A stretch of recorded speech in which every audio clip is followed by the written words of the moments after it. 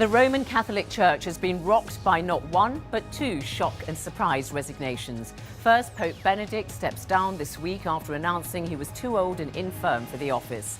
Then Britain's most senior Catholic, Cardinal Keith O'Brien, resigned after allegations, which he contests, of inappropriate behaviour towards priests 30 years ago.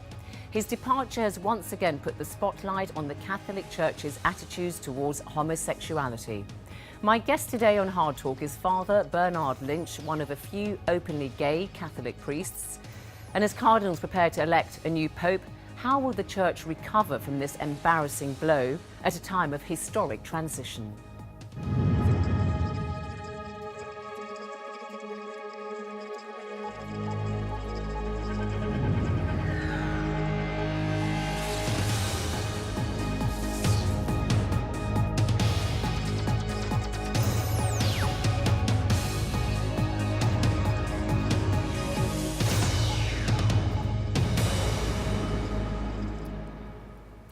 Father Bernárd Lynch, welcome to Hard Talk. Thank you very much. Don't you think it's a pity that the Catholic Church, which does so much good, has come to be defined by its stand on sexual behaviour, in particular homosexuality?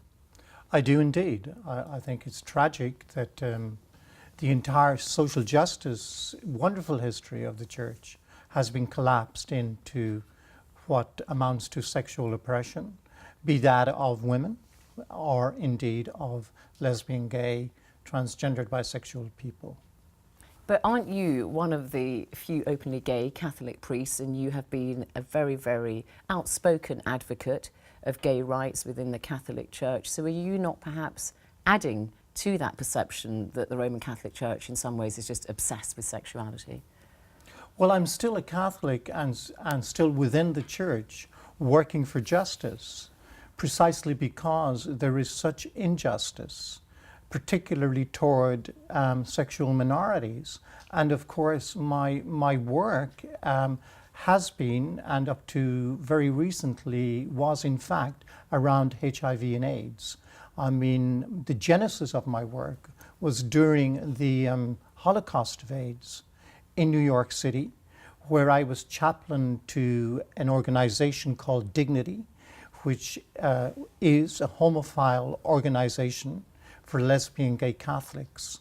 And we had 1,200 members at that time in 1982 when I founded the first AIDS ministry in New York.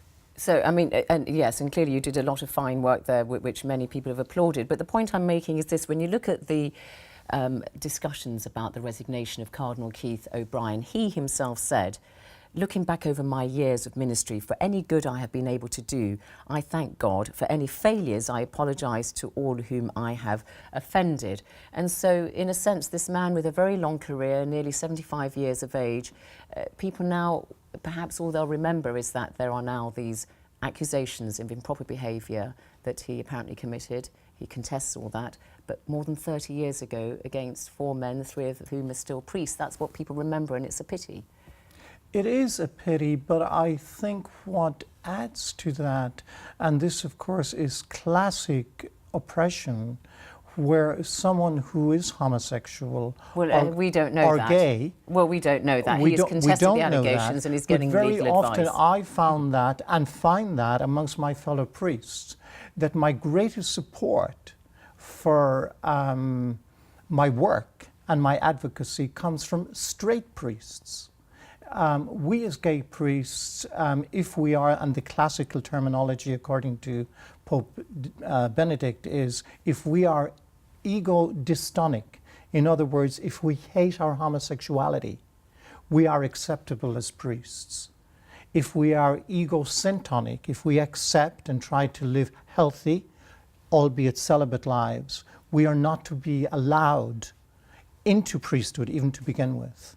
So the projection of self-hatred, the condemnation very often comes from people that may well be gay themselves, even though they may or may not do anything about it. So when you heard that Cardinal Keith O'Brien had resigned and that there are these allegations against him, in what way do you think that it was significant? How does it sum up for you what the Catholic Church represents?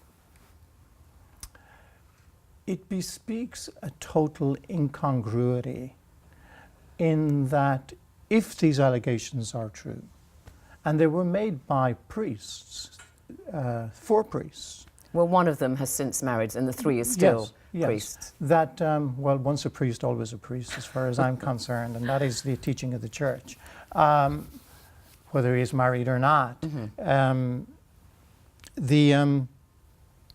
If these allegations are true, the fact that Cardinal O'Brien was so condemnatory and so vociferous in his attitude, for example, towards gay marriage, it begs the question.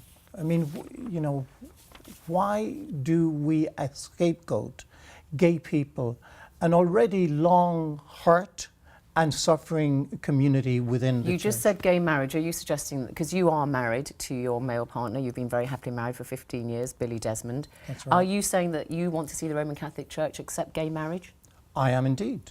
And that would be part of my prophetic witness to the church. And you're critical of Cardinal O'Brien because he was not for gay marriage? He's entitled to say he's not for gay marriage, as indeed is any prelate or any priest or any Catholic. But it was the way, I mean, he compared it to the reintroduction of slavery. That's right. That's where... But are you not being a bit too hard in demanding too much of the Catholic Church in this regard when it comes to gay marriage? Because, I mean, frankly, if you look at the debate on gay marriage here in the UK, we recently had a vote in the House of Commons, and we had 175 MPs in the free vote against gay marriage. They're not all Catholics. Sure. Similar vote in France recently at the lower house. We had 225 MPs vote against gay marriage, and this is a secular state. And, you know, Islam, Orthodox, Judaism, they're not accepting a gay marriage, a lot of Anglicans. So why do you think that the Roman Catholic Church should accept something which a lot of people don't say is right? Well, the church, my church that I love and have given my life to, was against democracy, was for slavery, was against the vote for people, the suffragettes, does not treat women equal as far as I can see in terms of they not being allowed to be ordained, because ultimately we are accountable to the gospel of Christ. And to me, very, very simply, if Jesus Christ is and was about anything, he is about the co-equality of people. You don't have to be Catholic, you don't have to be Christian to know that the raison d'etre of being Christian is love one another as I have loved you. But just staying with this idea of gay marriage, you know that obviously 1.2 billion Catholics, 40% of them live in Latin America, the Catholic Church very vibrant in Africa. The zeitgeist is with people there, not so much with people like you. You were born in Ireland, lived in New York, now live in London. And a lot of people say, Catholics say, actually, you know, the Europeans, the North Americans, they have too much leadership in the Catholic Church. Around half of the cardinals who are going to vote in the conclave for a new pope are European. And their views are very different from yours when it comes to gay marriage. Cardinal Arinze, Nigerian, in the conclave says, we don't want this. Cardinal Peter Turkson, the same thing. So why are you imposing your view of what you want Catholic doctrine to accept on the vast majority of Catholics who say, well, we don't support that? But who taught these people? Who taught the Africans to begin with, who, you know, that homosexuality was wrong? We followed the empire, be it British or French, my order French, and we in fact indoctrinated them around the area of sexuality, not just homosexuality. I was saying gay marriage. I mean, true, there is a lot of homophobia in the Catholic Church. There was polygamy there. You know, so therefore, does that give you the right then to say to Catholics in Africa and Latin America, we brought this religion to you, and we're going to tell you how it should develop, and we want it to develop? No, we have no right to dictate anything. But we have got to anything. But I think we have the duty to invite people to look at the gospel. I mean, we are followers of Christ, or we're nothing. And to say, for example, what did Jesus Christ say about gay marriage? What did he say? Nothing. Nothing. What did Jesus Christ say about contraception? Even abortion. You want to see that debate. All right, when Cardinal Keith O'Brien, before he resigned, was talking about, for instance, the celibacy of priests, a different matter there, he's talking about a marriage between a man and a woman. He said there was a time when Catholic priests got married, so that is obviously not of divine origin, and it could get discussed again. I would be very happy if others had the opportunity of considering whether they could get married and raise a family. Do you now think that debate's going to be reopened in the Catholic Church? People are going to say, perhaps priests should be allowed to marry women if they want to. I think that would be a very good first step. That and the ordination of women would clear out a lot of the pathology around human sexuality in Roman Catholicism. Because we are obligated and we have confused and convoluted priesthood and celibacy, we have, as a result and consequence, a dialectic of sexuality that is dehumanizing. Most people, women and men, do not have a vocation to celibacy, to sexual abstinence. They need to express themselves, and this is not about genitality. In any marriage, gay or straight, the genital love between people is only a small percent of the whole humanization of the relationship. But because my fellow priests lack the love and intimacy that is necessary to be human, many of them, unfortunately, as we see, with terrible consequences, mostly on children, engage in behavior that is not only unchristian, but totally inhuman. I should make sure, of course, that one has to decouple any actions by a bishop, for instance, which would be improper towards male adult priests, and then those priests who abuse children, which is a different matter. So your point is this, that if the church does embrace, you think it will embrace a married clergy and even women priests? I would hope it would be more open towards gays. It would be more open towards all that is human around sexuality. But, I mean, do you not think that perhaps when cardinals and bishops speak out against homosexual relations, they're bound to do that because of Catholic doctrine, but when you look at what goes on the ground, they are actually much more tolerant? And I'm reminded here about the German journalist back in the 90s, Edwin Thomas, who went around Rome posing as a homosexual, talked to 70 priests, and he wrote about seeing young priests in gay bars ostentatiously wearing their dog collars. And so actually the Catholic Church knows that there are gay priests, and it kind of turns a blind eye. So don't judge them by what they say, but how they behave. Exactly. I mean, the proof of God is not what we say about God, but it is who we are. And as a result of our belief in Him, or if God is a her, I don't know. And the human authenticity and the religious authenticity are always one. Does my belief in God and my following, my attempt to follow within the limitations of my own humanity and sinfulness, to follow Jesus Christ, does that make me more human? Does that make me better able to relate to you as a woman, better able to relate to him as a man? If it doesn't do that, forget about it. So you accept then that the Catholic Church on the ground is more accepting of homosexual relations than we might think from the kind of public pronouncements we might hear? Well, I just said you have, priests openly parading. Sure. I mean, I've been in Rome. I was sent to Rome by Cardinal Ratzinger for my advocacy for gay rights and human rights for people with AIDS. I was exiled there for 1 year, and I met these priests and saw them in bars, etc., etc. But you see, the Catholic Church can, quote unquote, accept and indeed forgive any kind of sexual activity and cover it up. But you weren't forgiven. I wasn't forgiven because I am not about sexual genital activity. That is not what I'm talking. I'm talking about sexual relational love. And that's what the Catholic Church will not forgive gay people. So I can go to confession and confess that I was with 90 partners in the last 3 weeks, and I can get absolution. But I cannot go to confession and say to my priest, Father, I am living with a man that I am totally devoted to, absolutely dedicated to in a love relationship. He cannot forgive me because according to my church, I am now living in sin.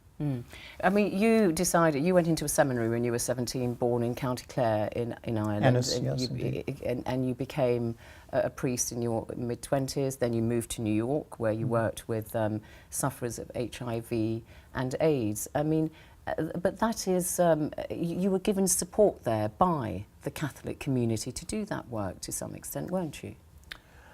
No, they were... The African missions, heads of African well, missions. you see, it's almost a church within the church. My order, my Society of African Missions, as you so well say, have been extraordinarily good and helpful and empowering around my work. And that's one important organisation in the Very Catholic important. Church, and they supported you. But of course, it is under Rome and under the local bishop.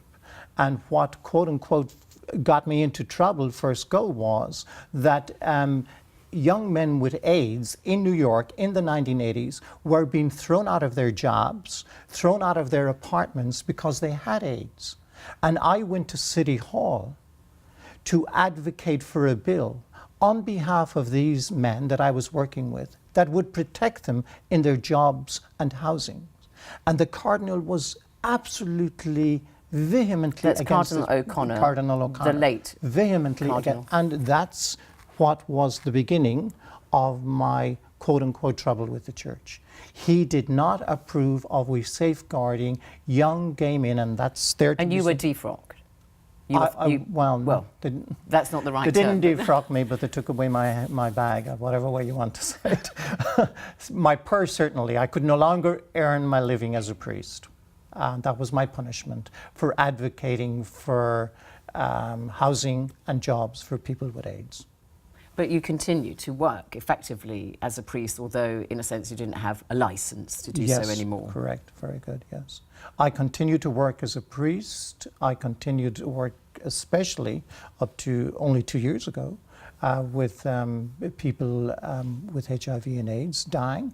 Because what... You moved back to London then, I didn't you? moved And you back to continued London the same to do work. that through the London Lighthouse. And you work as a psychotherapist still. Yeah. But what I had to give them was, I suppose, I hope, what I had to give them was some kind of hope, especially when people were dying so young that they hadn't even imagined their life, never mind their death. They needed some hope. And I said, I don't have any proof, but I can give you some hope. Do you feel that you understand people suffering more because there you were, a practicing Catholic, a devout Catholic. You decide at 17 when you didn't know that you were gay to become a priest.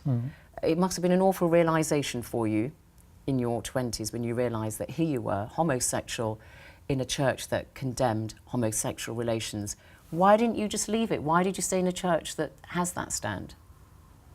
Because I treasure, and I don't want to sound precocious, I treasure my faith in God and the teachings of Jesus Christ more than anything else in the world. And when I had to face the deaths of so many of my friends from HIV and AIDS, people 10 years younger than me, and I was only in my 30s, as I said, I had nothing to give them but that faith. I couldn't prove to them anything, but I could say, yes, I do hope. I do hope. And hope in God to me is like Santa Claus at a level without demeaning it. If you believe in Santa Claus, Santa Claus comes. If you believe in a loving God, something happens in your heart, even if you're suffering and dying.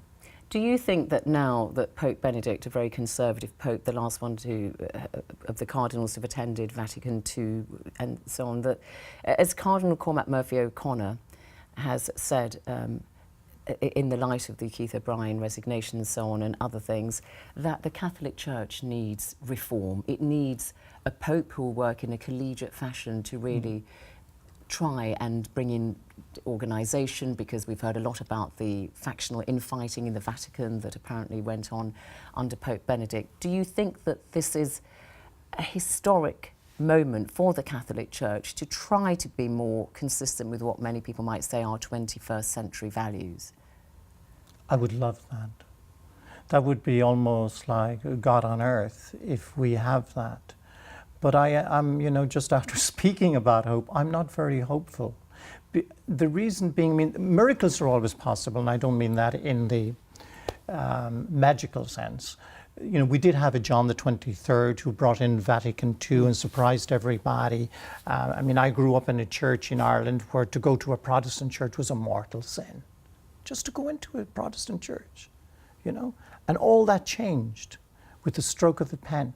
Yes, it's possible, but I think we've got to be realistic while we continue to pray and hope for a better day. The people appointed to the cardinalature by Pope Benedict and by his predecessor are all people that I know of made in their own image and likeness. So I hope I'm wrong, and I hope we do get a pope that will lead us into the 21st century. And does that pope need to draw a line over the sex abuse of children? Because, that's still dogging several cardinals, Cardinal Timothy Dolan, Archbishop of New York, Sean Brady, the Primate of All Ireland, Roger Mahoney of Los Angeles, not implicated themselves in any way, but being criticised for not having acted quickly or vigorously enough against abusing priests. That is still something which is dogging the church. The only way to draw a line on that, in my opinion, as a psychotherapist, is to promote a healthy sexuality. And one cannot promote a healthy sexuality when everything from contraception to homosexuality is wrong.